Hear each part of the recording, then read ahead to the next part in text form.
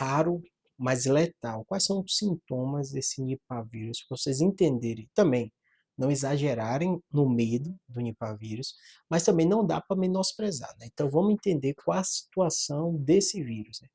Primeiro aspecto, que é um vírus que a gente já conhece há muitas décadas, então tem muito estudo sobre ele, né? Apesar de tudo isso que eu estou falando com vocês, é um vírus que a gente evoluiu muito pouco ou quase nada no tratamento. Então, o Nipah vírus continua sendo um vírus letal na maioria dos casos. É um vírus que infecta o paciente através da transmissão do morcego ou do porco.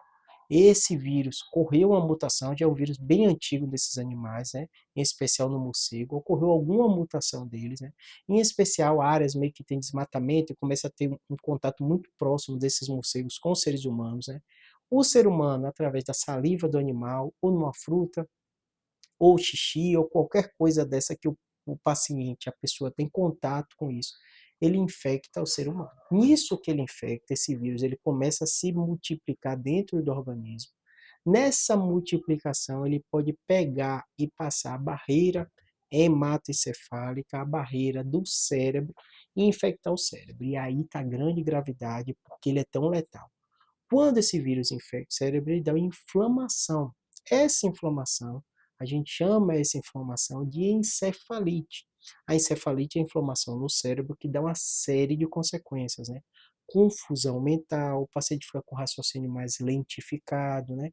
Muitos desses pacientes podem ter crise convulsiva, a crise epiléptica.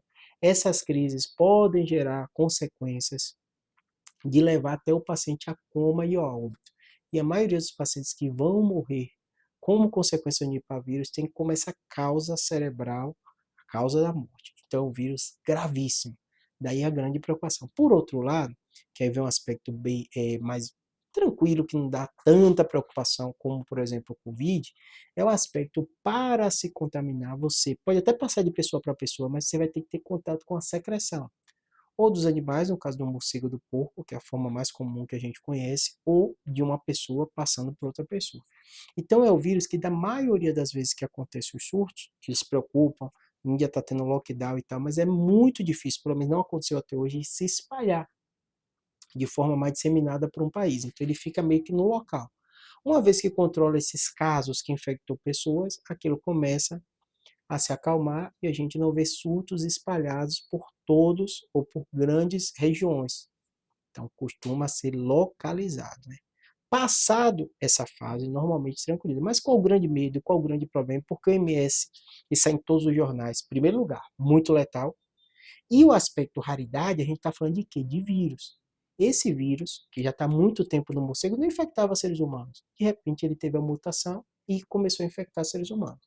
E quando tem essas mutações, o que, que acontece? Primeiro aspecto, você pensa assim, puxa, por que durante muitos anos ele não infectou seres humanos? Décadas, sei lá, até séculos, e de repente começa a infectar?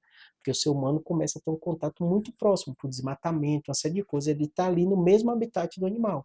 E esse contato do vírus entre animal e ser humano aumenta muito. E aí o vírus, para a sobrevivência dele, ele ocorre alguma mutação e começa a infectar seres humanos.